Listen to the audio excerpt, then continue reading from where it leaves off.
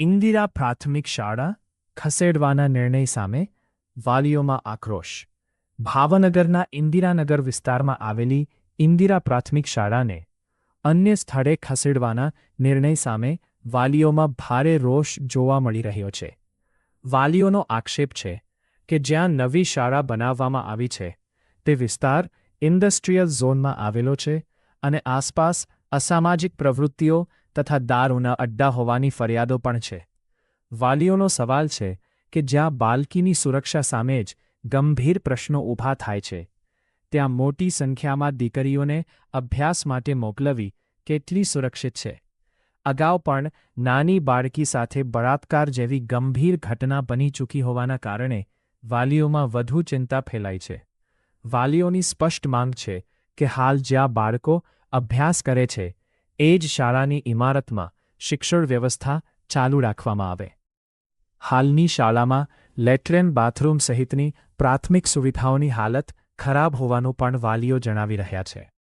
તેમનું કહેવું છે કે નવી જગ્યાએ શાળા ખસેડવાને બદલે હાલની શાળામાં જ જરૂરી મરામત કરી સ્વચ્છ પાણી, શૌચાલય, સફાઈ અને અન્ય પાયાની સુવિધાઓ ઉપલબ્ધ કરવામાં આવે। વાલીઓનો આક્રોશ છે કે બાળકોના ભવિષ્ય સાથે રમત નહીં ચાલે અને સુરક્ષાના ભોગે શાળા સ્થળાંતર મંજૂર નહીં થાય। તંત્ર દ્વારા તાત્કાલિક સ્થળની સુરક્ષા અંગે તપાસ કરી વાલીઓની રજૂઆત સાંભળી યોગ્ય નિર્ણય લેવામાં આવે તેવી માંગ ઉઠી છે। હવે જોવાનું એ રહેશે કે વાલીઓની ચિંતા અને સુરક્ષાના સવાલોને તંત્ર કેટલું ગંભીરતાથી લે છે અને ઇન્દિરા પ્રાથમિક શાળાને લઈને અંતે શું નિર્ણય કરવામાં આવે છે।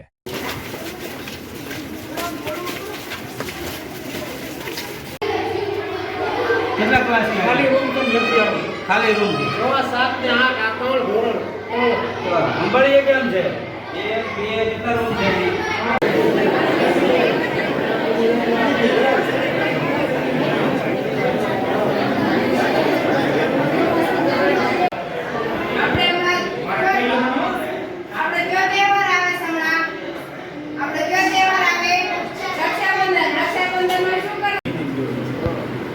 મોટો ફોન લેવાનો છે આમાં ઉપેન્દ્રભાઈનો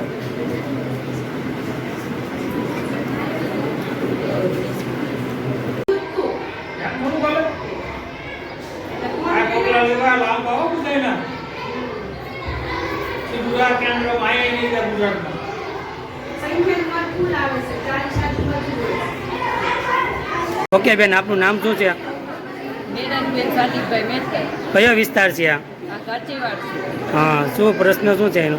આ બચ્ચા માટે આ સ્કૂલ સારી છે સાહેબ, એને કેવું એવું છે કે ત્યાં લઈ જાવ તો અમારે બધાને અહીંના ભણાવવા છે છોકરાઓને, અમારી માટે આ સુરક્ષા છે સ્કૂલ ને અમારા બચ્ચા ભણે છે, અમે લોકો કામે જાવી તો અમારી ચિંતા નથી, અહીંના ભણે તો સારું છે અને સાહેબને અમારે એવું કેવું છે કે અહીંના દેવા જોઈએ સ્કૂલ બસ।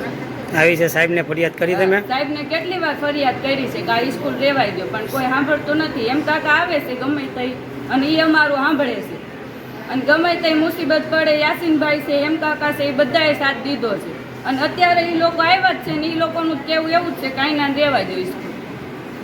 બેન આપનું નામ શું છે? પ્રીતિબેન અમિતભાઈ। કયો વિસ્તાર છે બેન? અહીંયા ગાચીવાડ છે। શું બનાવ શું બન્યો અહીંયા? અહીંયા આ લોકો સ્કૂલ વાળા ઘડીએ ચેન્જ કર્યા કરે છે, થોડી વાર ઓલી સ્કૂલ થોડી વાર આ સ્કૂલ, એવું ન હોય। અહીંયા છે 1 થી 8 સુવિધા, તો અહીંના છોકરાને અહીંયા ભણાવો, ત્યાંના છોકરાને ત્યાં ભણાવો। અહીંયા છે સુવિધા તો તમે આપો સુવિધા, શા માટે બારાગણે હેરાન કરો? આ સ્કૂલ ઓલી સ્કૂલ, છોકરાને 2 દિવસ ત્યાં લઈ જાઓ, છોકરાને 2 દિવસ આ લઈ જાઓ તો એ ભણશે હું? કાંઈ નહીં। અમારો છોકરો જો બાલવાટિકામાં છે, હવે તમે 5 દિવસ ત્યાં રાખો, 5 દિવસ અહીંયા રાખો, કઈ કામનું એ? છોકરા કે ભણતા નથી, આ રીતે હેરાન જ થાય। રોજ સવારે અહીંયા આવે તો અહીંયાથી એમ કે તમે ઈ સ્કૂલે જાઓ, ઈ સ્કૂલેથી એમ કે તમે ત્યાં જ ભણો, કેમ એવી રીતે શું કરો છો? અહીંયા ને અહીંયા ભણાવો, અહીંયા છે સુવિધા તો। આ વિશે આચાર્ય સાહેબને જાણ કરી તમે? આચાર્ય સાહેબ જાણ જ ક્યારેય નથી કરતા। અહીંયા છોકરા આવે ત્યારે કે તમે અહીંયા ન આવો, હવે તમે ત્યાં જાઓ। સવારે છોકરો અહીંયા રેડી થઈને આવ્યો, અમારો છોકરો 6ઠ્ઠામાં ભણે, સવારે અહીંયા રેડી થઈને આવ્યો તો કે અહીંયા ન રહેતો, હવે તું ઈ સ્કૂલે વયો જા, તો છોકરો ત્યાં ગયો। વરસાદમાં હેરાન થઈને છોકરો ત્યાં ગયો, તો એવી રીતે થોડું તમે 2 દિવસ અહીંયા રાખો ને 2 દિવસ ત્યાં રાખો, તમે હરખું કયો ગમે ત્યાં એક જગ્યાએ અહીંયા છે સુવિધા. તમે જ્યારે એડમિશન આપ્યું ત્યારે તમે અહીંયા જ કીધું, તો હવે તમે ઓલે વારાઘડીએ ચેન્જ કરો. જ્યારે તમે એડમિશન આપ્યું ત્યારે કહો ને તમે કે ભાઈ આવી રીતે થશે. અત્યારે હવે તમે કહો છો બધું. આ વિશે તમારી આગળ માંગ શું છે બેન? કાંઈ નહીં, અમારા છોકરા અહીંયા છે, આ એરિયાના છે તો અહીંયા જ ભણે. ત્યાં જે છે સ્કૂલ સારી છે, પણ ભલે ત્યાંના ત્યાં ભણે, અહીંયાના અહીંયા ભણે. બસ અમારું એટલું જ છે. ઓકે, આપનો પરિચય આપશો? મારું નામ યાસીનભાઈ ડેરિયા છે. આ વિસ્તાર ઇન્દિરાનગર છે. શું બન્યું? બનાવમાં એવું છે કે અમારે સ્કૂલ જ્યારે નવી બની ત્યારે એવું નક્કી જ હતું કે બધી સ્કૂલ ચાલુ રાખવામાં આવશે. હવે અત્યારે આ સ્કૂલના કેમ્પસની અંદર 4 રૂમ નીચે અને 4 રૂમ ઉપર ટોટલ 8 રૂમ છે અને આટલો મોટો હોલ છે. અને આગળ એમ્બાની ઓફિસ પાસે એક શાળા છે. બધી શાળાઓ ચાલુ જ હતી. હવે અત્યારે શા કારણથી બંધ કરવામાં આવે છે? જે જગ્યાએ સ્કૂલ બનાવી છે ત્યાં અગાઉ હમણે 1.5-2 વર્ષ પહેલાં 4 વર્ષની દીકરી ઉપર એક બલાત્કારનો બનાવ બન્યો છે. આ પણ અમે રજૂઆત કરી છે. અને ત્યાં રસ્તામાં દારૂના સ્ટેન્ડ છે, હરેક 81ના રસ્તા જ્યાં છે, પાછળ ઇન્ડસ્ટ્રીયલ એરિયો છે. હવે 4 વર્ષની દીકરી જ્યાં સેફ ન હોય તો આ તો 8મા ધોરણમાં 6, 7 ને 8 લઈ જાવની જ્યાં વાત કરે છે પ્રિન્સિપાલ સાહેબ, તો 6, 7 ને 8 ત્યાં લઈ જાવ એ દીકરી જુવાન કહેવાય. 6 ને 5 11, 12 ને 13, 14, 15 વર્ષની દીકરીઓ કહેવાય. હવે એ રસ્તો સેફ નથી, એરિયો છે, ત્યાં જવાનો રસ્તોની અંદર તકલીફ છે, પાછળ ઇન્ડસ્ટ્રીયલ ઝોન છે. હવે 4 વર્ષની દીકરી સેફ નથી તો આ દીકરીને અમારે શું પોઝિશન થાય? કે ત્યાંથી કોઈ દીકરો હોય કે તો કેમ પોઝિશન થાય? અહીંયા સુવિધા છે તો આ સુવિધાનો લાભ પૂરેપૂરો મળવો જોઈએ. અન્યથા પ્રિન્સિપલ સાહેબે અહીંથી 8 રૂમની અંદર બેન્ચીસો હતી, ડિજિટલ બોર્ડ હતા, બધું ત્યાં કબાટ હોતે અહીંથી ત્યાં લઈ ગયા છે. એટલે એનો ટાર્ગેટ એવો છે આ સ્કૂલ બંધ કરવી, પણ અમે એ ટાર્ગેટ એનો થવા દેવાના નથી.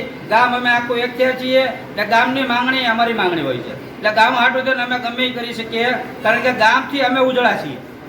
અમે વિસ્તારના આગેવાન છીએ, ગામથી ઉજળા છીએ. આને પહેલાં હું 3 દિવસ પહેલાં આટો માર્યો હતો.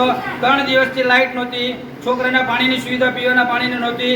અને અહીંયા તમે જોઈ શકો છો કે મૂતણી છે, સંડાસ છે. છોકરાને જવું તો ત્યાં અંદર રૂમાલ મોઢે બાંધીને જવું પડે એ પોઝિશન છે.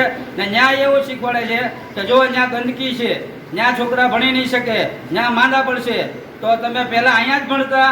અમે અહીંયા ભણીને મોટા જ્યાં છીએ, અમારા છોકરા અહીંયા ભણીને જ મોટા જ્યાં છે ને આ બધા અહીંયા જ ભણીને મોટા થવાના છે.